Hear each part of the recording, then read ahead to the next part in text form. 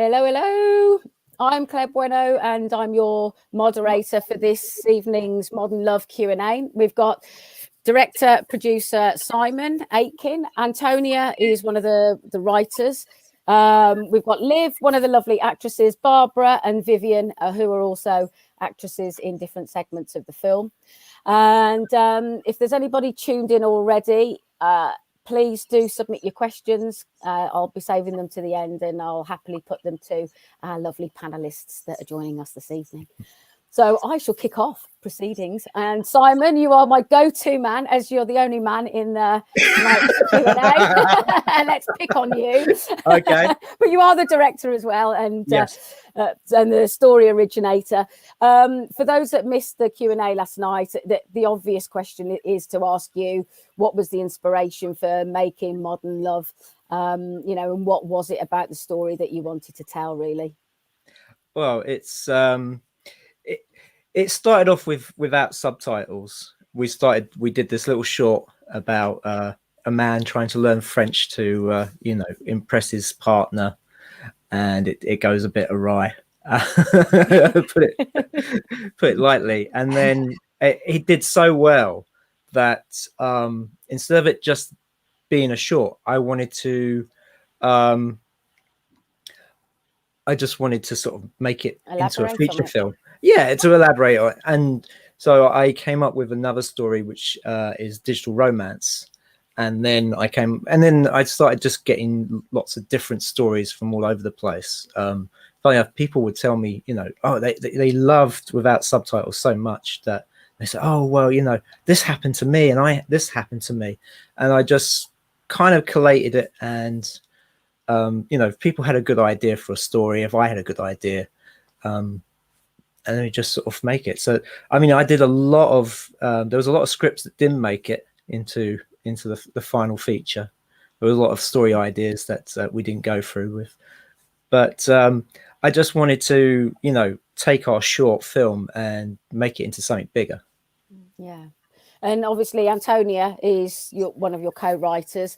Working with Simon, did he give you ideas that you went away with, or did you had these ideas that you wanted to make into stories? Really, it was a mixture of the two, really, because we had some ideas together, yes. And I sort of suggested one of them being Silent with Barbara. And yeah, I mean, there was 2 scripts I wrote that, the father and son one. Because that's right. Which about familial love. And it wasn't overly ambitious, but it wasn't going to be very feasible to do. But yeah, it was a mixture of the two, really. Yes, it was. Yeah. Yeah, I came to you with Taxi Ride. Yeah. And asked you to, because I had the idea of opening the film with a kind of coda about what the rest of the film was going to be about, kind of like what Robert Redford does in his films. His opening to his films usually has a scene or two that kind of encapsulates what the rest of the film's going to be about. So that's kind of what I wanted to have at the beginning of Modern Love. And so I asked you to write the dialogue, because I'm really awful at dialogue. No, not that bad. It's just you don't say things that normal people would say. Yes. Because it became, not to be critical, but it just felt very false because you were trying so hard. And trying to carve the dialogue in a kind of more naturalistic way. Yeah, because I like talking, despite the fact I won't talk much. And a question to our 3 leading ladies here. I'll start with Barbara, if I may, but asking you all, what was it about? Oh, knocked my table there. It's not an earthquake. What was it about the story when you read your segment, your script, that endeared you to want to do it, really? Lots of things. First of all, meeting Simon, and I just wanted to work with him. But speaking of dialogue, I mean, there's no dialogue, so no lines to learn. So that's a plus.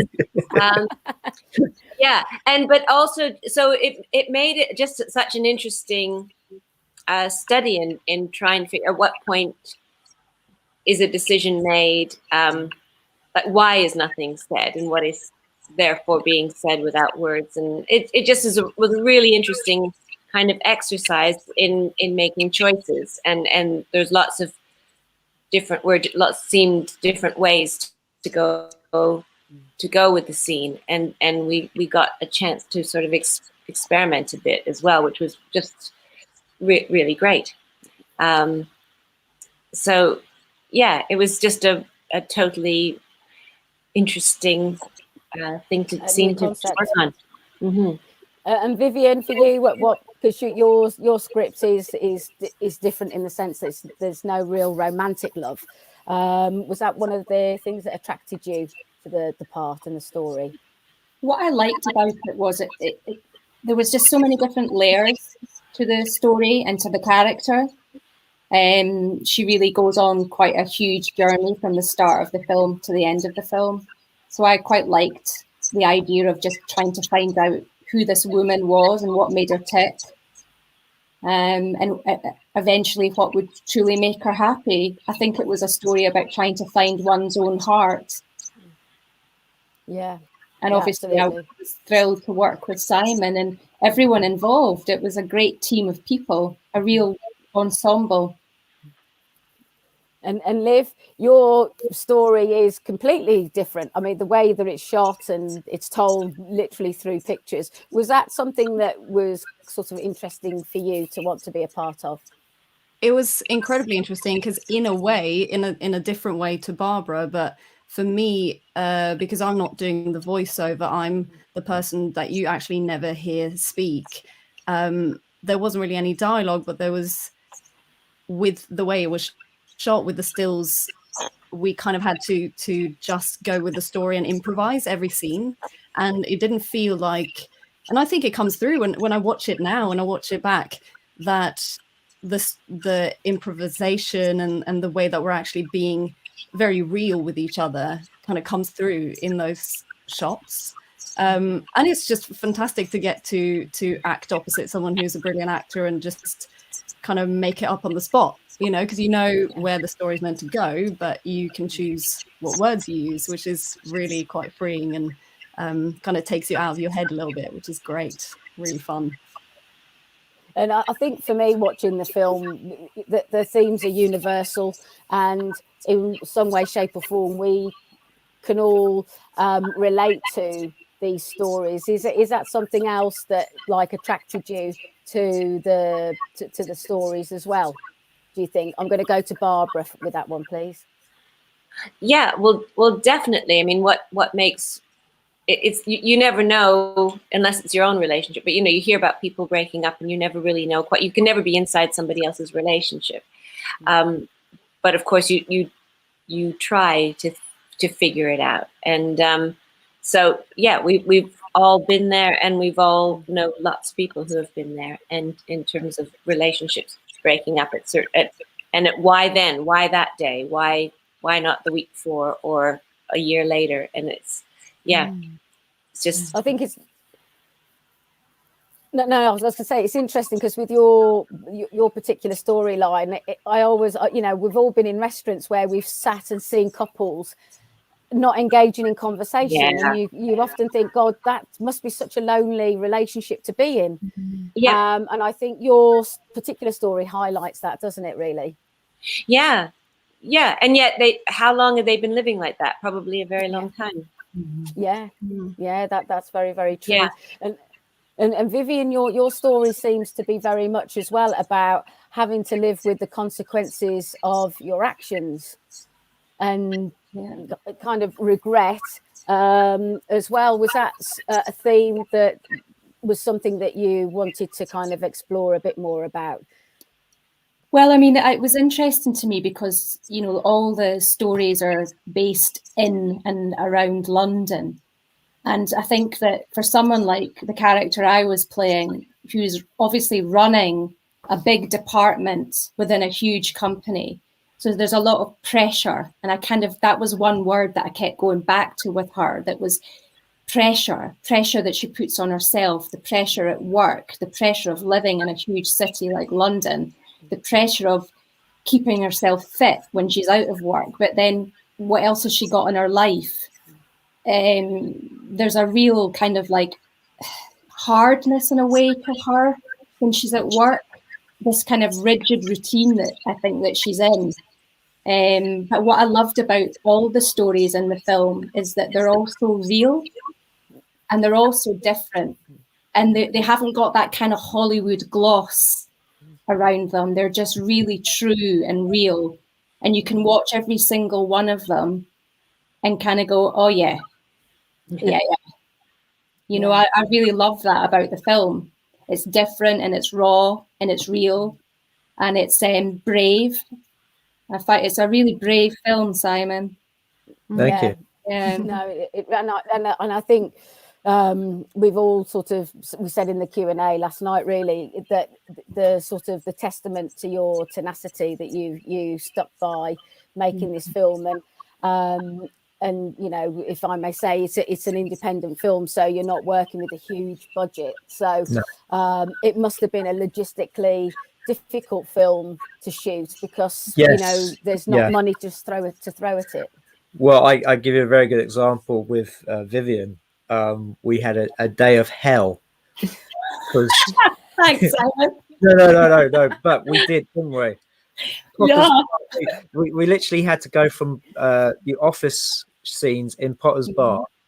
We had to shoot all of that, and then we had to make our way all the way across London to get to the gym on the hottest day of the year. It was boiling, absolutely boiling, and it was just, you know, the having to get on the trains, the tube, buses.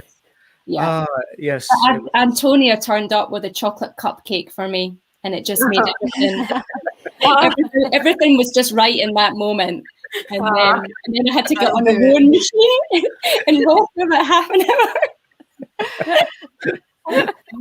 You had to get on that rowing machine and look sexy. I had to suffer for my art, Claire. That's a true method actress for you. I've had that cake and now I've got to work off the calories. Absolutely. Yeah, and I think, Simon, did we not get ready in a Cafe Nero as well one morning? Yes. I got changed in the toilets in Cafe Nero into costume, and then had my hair and makeup done in the cafe. So yeah, you know, what I love about independent film is that you have such freedom.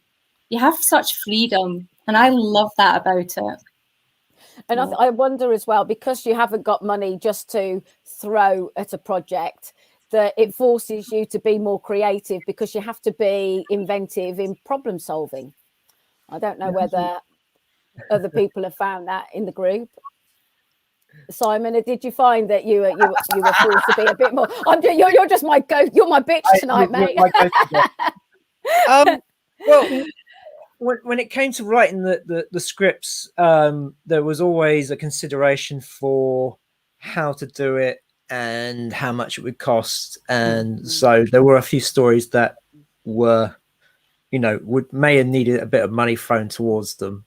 As I say, I had one script idea about shooting on a boat, one of the ferries going up and down the Thames, but it would have been very difficult just to rock up onto a ferry and start filming, and when you start trying to get permits and start getting permissions and stuff like that, it suddenly becomes very expensive. Very expensive. I did a budget breakdown for a feature film that was micro budgeted.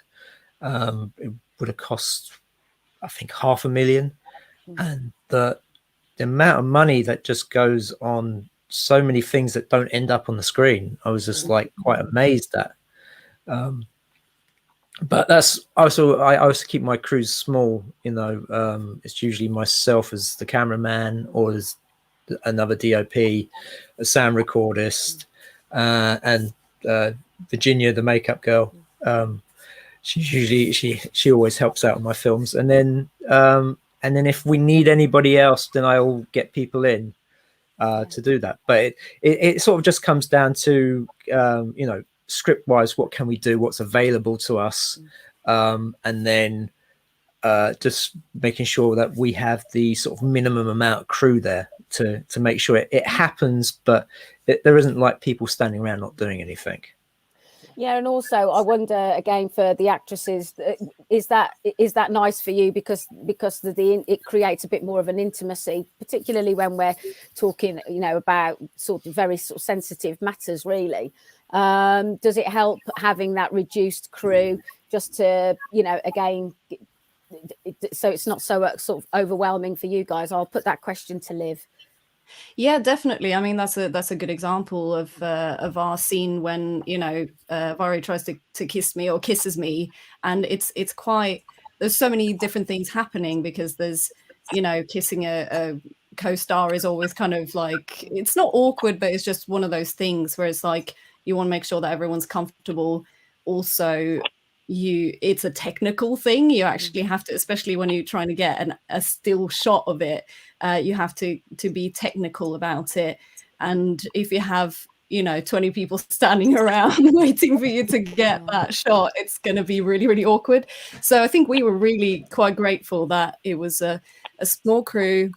It was in a house, it was very comfortable, and we'd become really comfortable with each other. I think, if I remember correctly, that was like the last thing we shot. I mean, I might be remembering that wrong.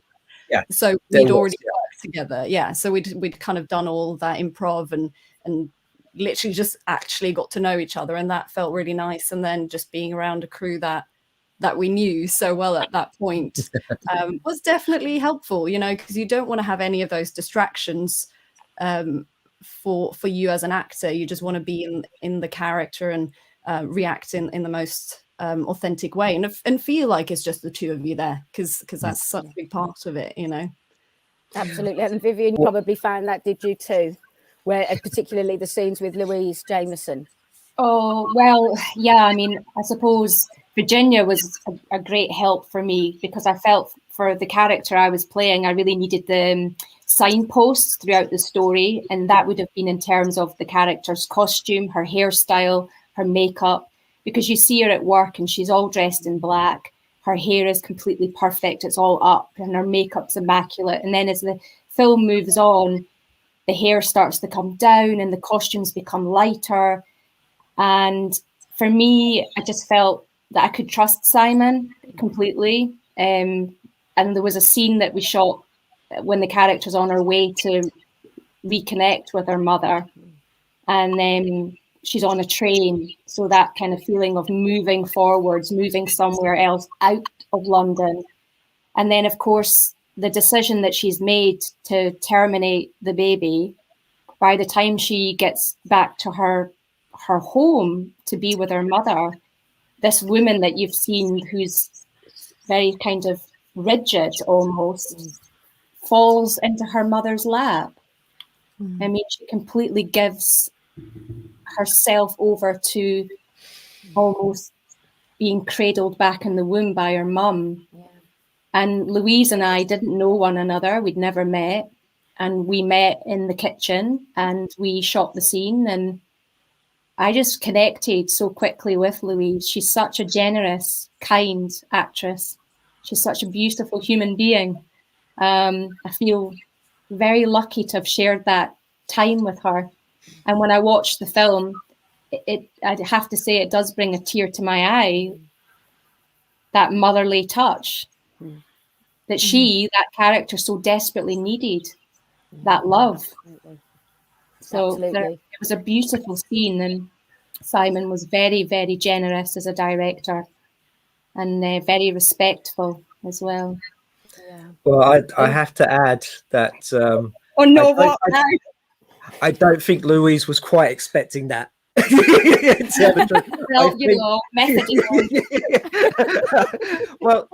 the thing was, I mean, I met. I was able to get in touch with Louise Jameson for a friend of mine called Darren, who had worked with her on his own short film, and she very graciously agreed to come and do it. And I met with her beforehand and talked about the scene and stuff. And in the script, it was more or less that that Vivien breaks down, and then it wasn't so elongated. But then when we went to do the scene, it was just this. I'm putting words in your mouth maybe, but it seemed to be like an outpouring of all these emotions and everything about this situation, and and Louise just went with it, and it was brilliant. And I think I only written like one line of dialogue, which Louise actually worked into the improv, so that whole scene is improvised. There was no scripts, no dialogue written. It was just. It was like literally shooting a documentary that this was just happening in front of me, and and the fact that that Louise did, she went with it. She could have kind of went. No, maybe we should cut. Sorry, what's going on here? But she didn't. She went with it, and it's get her off me. This is not a fan. Maybe it's not meant to touch you. Because it was a completely different situation to live in Mhairi, where I made sure that we did all that stuff first before we got to that scene, just because. I've been on sets where I've seen that, where I've seen people who are like, "Hi, I'm so and so. Oh, you're so and so. Right, we're going to do a sex scene." And you're like, "What?" maybe they should work with each other a bit beforehand, and the whole, oh, it's a closed set, but still there's like 20 or 30 people on the set, and it's just like, I don't know, the pressure of just doing intimate scenes like that must be so great, and then to have all these people standing around watching you go, like that, it's I wouldn't be comfortable. And also, for you as a director, then you really have to be very mindful of the scenes that your actors are play, or the scenes that they're doing, because what I'm trying to say is, are you limiting the amount of takes that they have to do to protect your actor, really? No, it depends. It does depend. I think with the kiss, I think we may have only done it. I think we did it only once, didn't we? I think we got it the first time, and I was happy, and it's like, right, we got it. Move on. We don't need to do this 4 or 5 or 6 times. You were probably more awkward about it than they were. Are you okay? Okay.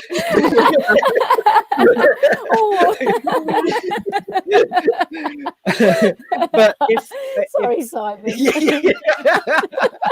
Teasing you.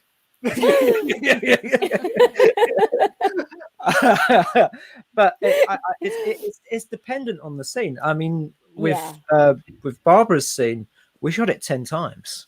Wow. We that locked off shot we shot 10 times, and just to try different things. Yeah. And I was we say, oh, let's try this, let's try that, let's do this, maybe do that. I liked what you did there, let's do so. It was just that time it was like, well, we can explore it a bit more. Yeah. We can try different things. So it just depends on what the situation is. Barbara, can I just, I love, actually, when I was watching your film, there was the moment when you get up with the bowl and you leave your spoon on the table. And no, I was like, I love that. I love the spoon on the table, because it was so disjointed and so kind of not what you would do. And I just thought that the tension that you built up within that scene, it was almost like she's going to say something, but when is she going to say something? And it was just, I found myself actually finding it quite funny. And I know I shouldn't, but I was just like, oh, this is actually quite funny. And then when your character finally built up the courage to finally say, and I was just like, oh, thank God. No, thank you. It's funny how when you have the opportunity to explore little things like because some I took the spoon and some I didn't, and just to have such a luxury to have the opportunity to explore what those little things make a difference. For me, watching that though, it felt like you were it was almost like you were rebelling with the spoon. It was. I loved it. I loved the spoon. Well, I think I so long ago, but it was like the opportunity to give him the chance to comment on something, you know, just to try. Yeah, it was sort of just to get a reaction. A reaction. Really. Yeah. We have to say, Hayward, he played that scene so beautifully. Oh my God. He was just so indifferent to everything. Nothing. Yeah. He was impervious to it all, wasn't he? No matter what you were trying to do. Yeah. And the interesting, I mean, maybe he knew, because he didn't take long to respond, to agree to a divorce. It's interesting, yeah. Did you give yourself a backstory of, because you said before you wondered how long these people had been together, so in order to kind of prepare for that, had you got in your own mind how long this marriage had been in that sort of state, really? Yeah, I mean, it felt, yes, I mean, I think I probably did, and also it felt just the setup just felt so much fed into what the back, you know, it was kind of clear that it wasn't just like something went wrong that day. Yeah, it was obviously it was Mount Vesuvius building up. Yeah, You know. I guess that's how it works. That's probably what happened. Absolutely. I just found the way you chose to shoot that scene as well, Simon. It was so quirky, because hardly anyone sits at a table like that. Yeah. Outside. And I actually thought it was brilliant. I thought all those little things were they really worked. And just this, for me, just this whole thing of eating the cereal, you know, and then the spoon's been in the mouth and then it just gets left on the table. Brilliant. And Antonia, you know, when you're writing a script, is it difficult to kind of let the story go and then hand it over to the director and the actors to, you know, to turn that into your vision, really? Is it hard to let go of these characters that you've written and, you know, leave it to somebody else to create your vision? Oh, yeah. We did have some arguments because I kind of stuck to my guns, and beyond the whole budgety thing, you did want to change things. But I was like, no, because in my head, they've got a story at the beginning, like before the story, and they've got a story after. So like for Barbara's story, what was it I talked about? I had this idea for like a one-shot picture or short where, you know, it doesn't change the scene. They're moving around. And it's about like the end of a marriage, and it's not a sad thing. I remember trying to tell someone about it. It's like, it's not sad. It's not like the end of a marriage. Like, oh my God. It's kind of like they've done their lives with each other. They've had their children, and they're just not passionate about each other anymore. There's no hatred. There's no animosity, and it's always going to happen. It's just who is going to do it. You just don't care enough about that person to even want to have a conversation. Yeah, because there's nothing more to be said, and there's nothing more to do. So let's just go on with the next phase of our lives. I mean, that was quite the simplest script I did. I mean, Hotel Rendezvous was that was I really like writing that one. Yeah, because it was a lot of fun. But I did like what you did with, you know, Silence, because it was so simple, but it's just, you know, you could do a sequel about what happens to him. I kind of did, actually, because you see him at the end and you see them together, and you see they're actually quite happy in their divorced lives. I've got family members who are much happier apart than they are together, like closer than they ever were married for like 40 odd years. And it's just about, you know, you had something together, you were friends before, you know, now you're different. But yeah.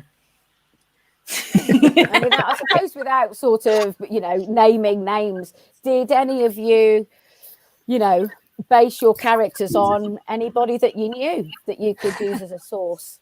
I'm going to go to Liv for that one. To start the proceedings. There we go, put you right on the spot. That looked like I had a really obvious reaction there. Yes. Actually, I have to say it's probably based on a kind of a mix of a few people. that I know, but I felt a bit when I read the script. I remember this. I kind of felt like, ouch, because I felt like it was kind of me already, which I guess is good. It's good casting, isn't it? But I remember especially what struck me about the script is that she says, you know, I came up to her and I cracked a joke and she laughed. And then I cracked another joke and she laughed again. And I cracked a third joke and she laughed again. And that's when I knew, you know. And that's the kind of misunderstanding that I've had in my life. Right, laugh at somebody's jokes and they then think that I'm interested in them on a romantic level, and actually I'm just very polite and I laugh at people's jokes and I get myself into these things. And you know, that's what I thought was quite, and the whole story really, like you know, that's what I thought was so great about the writing, was that the sexual orientation was not really a big part of the story at all, really. It could have been any kind of casting of different people and it would have worked exactly the same way. It wasn't really important with the gender and stuff, and that all the misunderstandings, the little ways that you kind of read people. And so I guess it was more based on, for me, the situations that I have been in my life. And that, you know, you can get quite upset if you, like, for my character, I feel taken advantage of because I turn to a friend when I'm upset. But actually, from her point of view, she's not taking advantage. She's just misreading my signals. And so this sort of stuff happens all the time, you know, in life, where nobody actually means any harm, but you end up with this horrible situation where everyone is kind of hurt. And that was something that I could kind of, not exactly that story, but kind of thinking that you've just reached out to a friend and then they kind of misjudge those signals. And it's painful for everyone involved, you know, and it was really just really well written in that story. Absolutely. Vivien, well, Simon. I just would like to say, having been the perpetrator of this kind of thing, not to the point where I tried it on with somebody, but when I was younger, when I was a teenager, there was always that one girl that I really liked and I fancied, and I tried everything to sort of let them know that I was interested in them, and you know, it never worked out. And I also, and then you see other people do the same thing. You know the signs, you see it, and it is terrible because there is nothing you can say to that person who fancies the other person that will change their mind. It's like, look, they're not interested in you, mate. Just move on. And I'd be like, no. They haven't seen the real me yet. They haven't got to know me. Or doing stuff like, you know, listening to their worries, their problems, and thinking this is going to be a way to get close. You know, she's going to fall in love with me because, you know, she's told me all her problems. And of course, that never works out. Only in the movies. And I think what, you know, the one of the key elements that all of the stories have in common is this. It's about communication, really, and how we communicate and how we receive that, and how we filter what is that we want to see and want to believe in. Really, isn't it? Yes, absolutely. You know, and I mean, as far as the kind of, I take it that you've all seen all of the film. And I wondered whether there were particular stories other than your own that you particularly enjoyed. Gosh, Barbara. I was thinking that before earlier today, and like, I mean, truly, what I liked was that going like you just are kind of the way there are so many stories, and it's sort of a cumulative effect of it all that kind of made the thing work for me. In that any one of those stories could have been a whole longer film. But what I like was just when you're sort of settling into this is how the structure of the scene, then you're onto something which is completely a whole other structure and I found that just amazing, because it made it feel extremely lively. Like it didn't settle, and so that's not entirely answering your question, because there really wasn't. That's what I liked. About it. And I mean, there were beautiful shots and beautiful things. That's just gorgeous. But it was the kind of culmination of the whole thing that really, and I loved, like, the animation at the end was just it was superb, and the music was fantastic, and and the opening is fabulous, and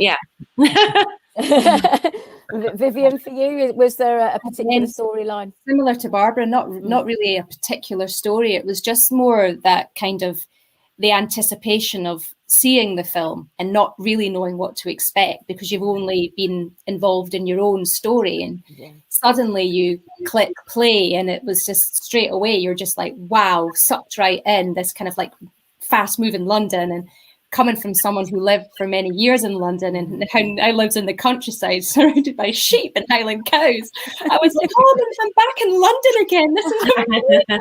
Oh, I live there. Oh. And I started to get really animated and excited when I recognised places, in the street. And I was like, oh, yeah, I know that restaurant and stuff like that.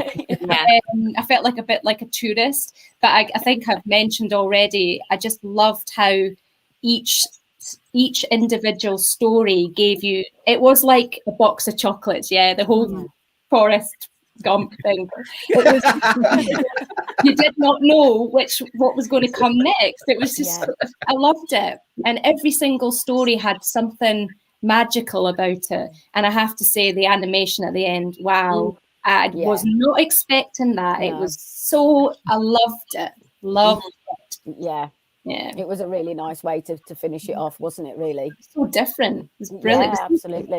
A story in itself, a short story in itself. Yeah, a lot of people that I know over in America who've watched it just keep the same word keeps coming back to me. It's like, it's so fresh. It's so fresh. That's a positive thing, Simon. Liv, what stood out for you? What particular storyline? There's so many things that you guys have said. Like, if I'm just going to pick one that I wasn't involved in either acting or casting, I definitely love without subtitles. And I think just because I'm such a lover of language as well, so it kind of has that level for me, like the idea of slowly learning a language and then suddenly being like, oh God, I'm actually understanding what's being said, and this is new information to me. And the struggle of learning a language. Like, in the past year in lockdown, I've been learning Japanese, and it's so difficult. And the joy I feel when I'm watching, something on Netflix, and I'm like, I'm understanding it. I can understand, pretty simple stuff still. But you want to feel joy from that, and to actually have some really terrible information, being handed to you because your language skills have got really good, is quite heartbreaking. But it's just a story. It's such good writing. I also obviously have a really soft spot for silence, because I also cast it, which thanks to Simon for letting me do that. And I was even there on set when it was shot. So that's like, a different experience for me to actually see it be shot, watching it all kind of unfold, and then seeing the final result in the movie was just amazing. Really cool. And Simon, Antonia, was there a particular story that you're both proud of from the film? I'm proud of them all. I don't have a favorite. It was so much fun trying different things out, and just working with everybody, because it was, I didn't have one bad actor to work with. There was nobody who I really had to work with. Everybody came prepared. Everybody, gave me their all, and it was so much fun. I mean, it was such a good laugh doing all this, and that's what I love about filmmaking, is being in the same room with a group of people who not only are there to do the same thing as you are, but they love what you know, the same thing. We love cinema, and you know, we love talking about cinema. So it's, you know, as much as there was pressure to get things done within certain amount of times and windows for people's availability, it was still, you know, it was still a lot of fun to do. And even if it was a hard day, at the end of the day, you were like, oh, you know, it was like that was fun. Yeah, I think you touched on a point there as well about independent filmmaking and filmmaking as a whole. It's a collaborative process, isn't it? And particularly at an independent level, all of you have got to come with your A game and be 100% committed to give it completely your all. Yeah, Vivien, is that? Well, I definitely know that that's your attitude to filmmaking. 100%. You know, you've got to be prepared. You've got to, you know, do your research, do your work, and then, you know, once you get on to set or onto location, and the director says action, you can throw all of that away, hopefully, and just be in the moment. And if you've got someone like Louise Jameson to work off of, well, it's very, very easy. Yeah. I was just wondering, Antonia didn't sort of get to answer her question. Yeah, no, please do, Antonia. What did you like about the film, or what was your favourite story? Thanks for the question. Why won't you be left out? Well, it's weird. Our relationship's almost as long as the film, as long as you've been making the film. So like our relationship's chronicled the film, really. So when I first met him, what were you making? You were making... I think it was the first iteration of Online with Keith. No, it wasn't. Was Digital Romance? No. What one was it? I can't remember. I'm not sure now. I know. We should have We've got the Richard and Judy of filmmaking here. No, this is I know it was. I love all the stories that you wrote and I wrote. Just seeing them come to life, and because you know you writing them and then seeing people acting them out, and you know I hadn't written things for a while except when I was a student, and seeing other students do plays of them and this disappearing and then no one else seeing, like 5 people seeing it and then that's it, and but I don't know, I can't pick any of them. A bit like I suppose, so they become your babies, these stories, so to speak. Yes, I guess so. I mean, though you have to sort of let them grow up and go out in the world. You can't babies for long. But yeah, I mean, I think it's yeah. I don't know what I was saying. It's weird letting them go, because that's the whole thing. If you're writing, even if you're writing a book or a script or anything or something for journalism, and you give it to the editor, they can just totally dismantle it. It's very, very hard. And especially when you're in the relationship with the person and you can sort of try and dictate to them. your story between the couple not talking to each other at the breakfast table, you know what we're looking at. I do say to him, I'm his biggest fan and his biggest critic sometimes. Yeah, exactly. And that's what's a good relationship. I'm very honest with you. Yeah. You've got to I mean, haven't you? I mean, I did run through some of the stories with you beforehand just to see what you thought. Yeah. But then I tend to do that anyway. I don't live in a vacuum, so I always let other people read it and see what their thoughts are. Yeah. And sometimes I get some good points and sometimes I don't. But I'm also not set rigid to the scripts. So if somebody comes along with an idea or wants to try something, I'm quite happy to try it, to see what happens, because I always think when you make a film, you rewrite it 3 times.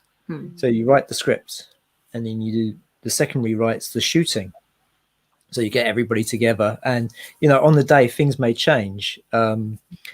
With Hotel Rendezvous, the script was quite animated. The first scene where they're in bed together. I mean, they were getting not that. But no.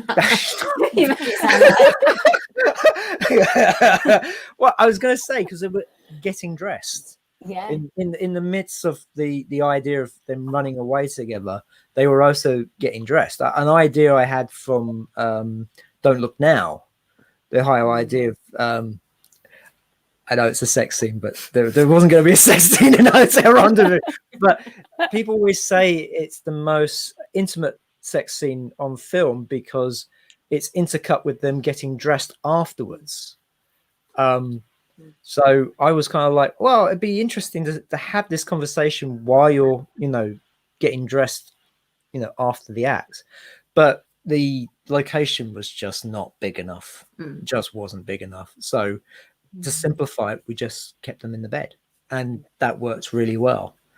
Getting back to the casting, like what Liv did, I thought of it now. I appreciate the way that when I was writing it, I didn't have anyone in particular in mind, because that wasn't the way I was taught. So like when I was taught to do writing or script writing, basically, you meant to have a visual in your head, but don't dictate what they look like, because it can be for a man. If you write for a man or you write for a woman, it's too particular, and you don't write for like one race or one color or one size or one age. Nice. So like Barbara's character, even though you were older, it didn't actually sell it in the script because they could have been a lot younger. Not that I'm saying you're old. It's but it's just then I am now. It's just the way like you interpreted it and how Liv interpreted it and how it all worked out. Because like when you pick Petra, I didn't envision someone like Petra. I think I pictured Matt. Yeah. And then when you pick Paul, and like you knew Ben when you wrote the script. Yeah. Well, Ben wrote the script. Oh yeah, sorry. You knew Ben knew Ben. Yes, yeah. Ben knew Ben. Yeah. Ben writes for Ben very well. Yeah. Yeah. Well, it makes sense. He knows himself. Yeah. And you knew Keith and you trusted him enough to do what he did. And we know Liv. Yeah. We love Liv. And Vivien. Yeah. Don't forget Vivien. And Vivien. Yeah. I was wondering as well, when you're working to, I know it's taken over time, 10 years, but there's time constraints set to that.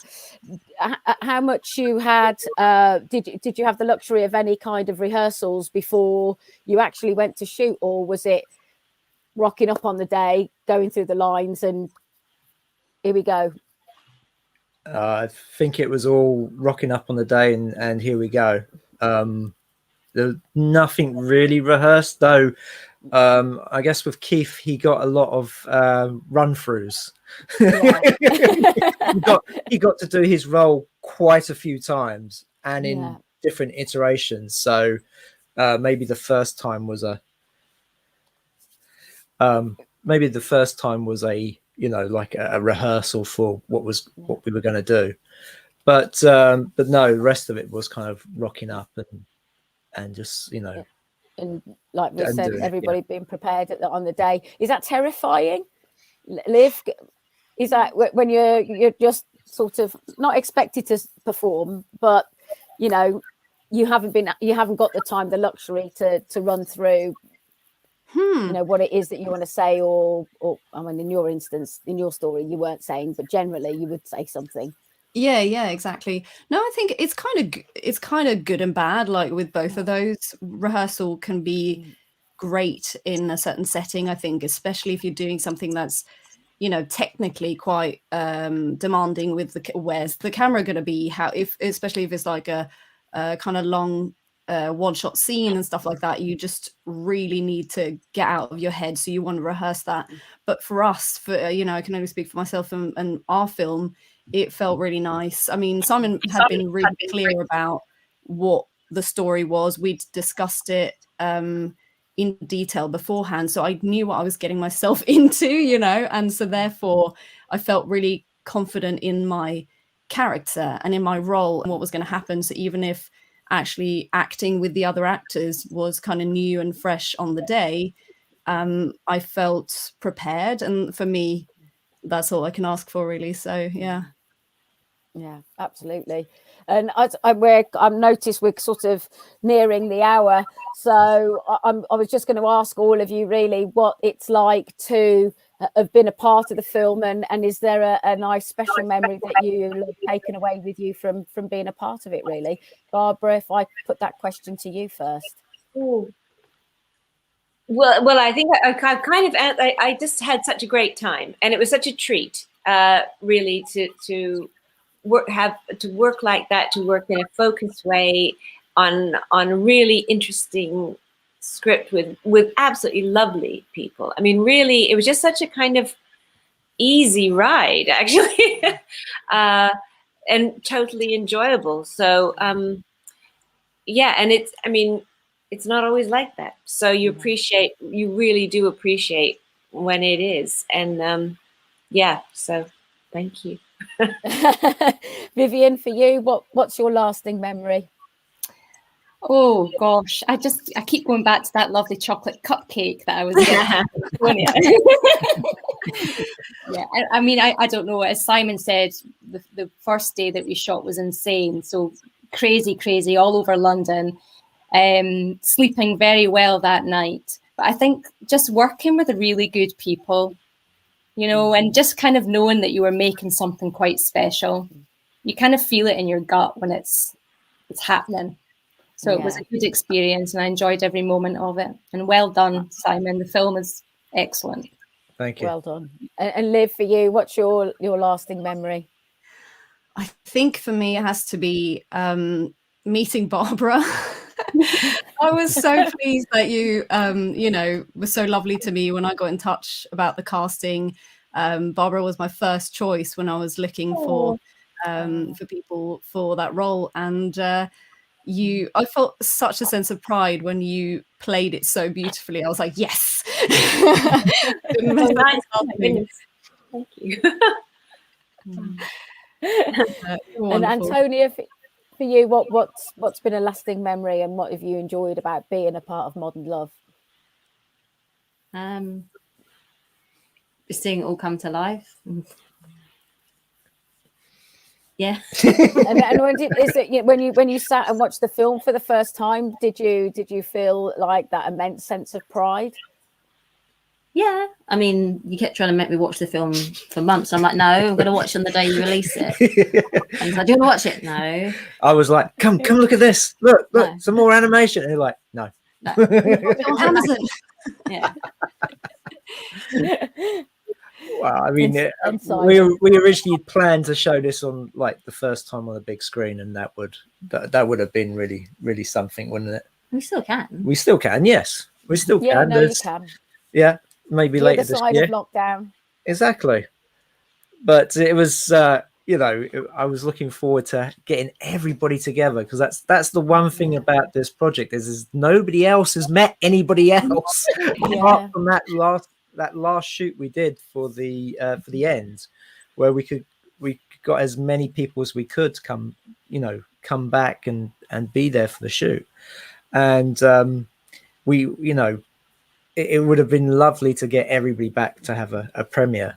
And well, as I say, we'll try and sort something out after lockdown.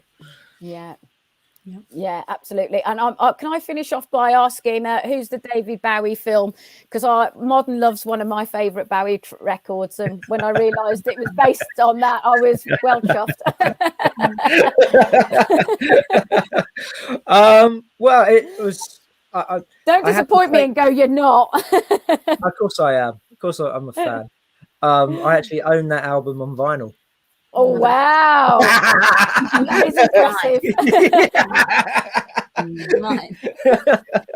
Well,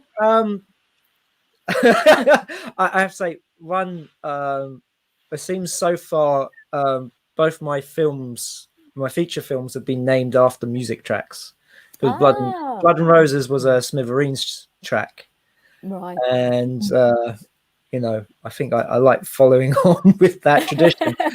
But originally, Digital Romance was going to be called Modern Love, because of that whole idea of dating via the internet. Yeah. And the whole idea for that story came from a friend of mine who was, dating this girl overseas, long distance relationship, and all they knew of each other was being online. and you know their worry was what would happen when they actually meet. And I thought, you know what, I'm going to answer that question. And you did.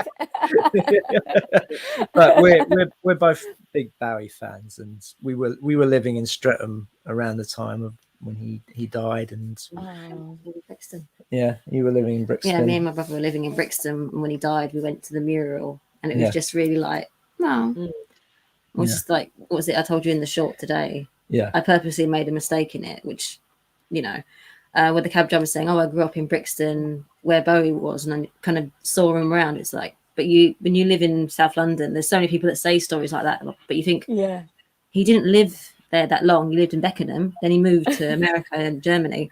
But it's just that way people sort of, well, I lived there, he lived there, and it's sweet and it's well intended, but it's just such a thing people in South London will do, an older generation will do. Yes. That's like, because they love him so much. Yeah. you want to, it's like your own little piece of Bowie or whoever, you know. I think, where's Chaplin from? Is it I'm trying to think where Chaplin was from. He's southeast London as well. Was he from Deptford or somewhere like that? Yeah, that's terrible. I do know it, and it's completely left me. But I know what you mean. It's all... go to work. There was a house that had a little blue plaque that he grew up there. It was like in the attic with his mum. Yeah, and that's right. It's near Southwark somewhere, because I remember that's looking right. at it. Yeah, that's right. Yeah. It's like Leytonstone. They have a mural for Alfred Hitchcock. Oh, really? He grew up in that area. Oh, yeah. And what was it? Where I used to live, they had the Bela Lugosi. Was it Bela Lugosi? Bela Lugosi. Yeah, it was somewhere in Forest Hill. Oh, okay. Where I think so. I don't think I ever saw it. Yeah, because it was like really weird. It's above a bakery or something. It's like crazy. Really strange. crazy. But we're very happy that David Bowie has had another influence with Modern Love. And thank you very much for joining us, everybody, this evening. Simon, Antonia, Liv, Barbara and Vivien, thank you for participating and sharing your stories of working on the film. And of course, Modern Love can be found on Amazon Prime. Watch it now. Be there or be square. Take care all. Bye. Bye. Bye.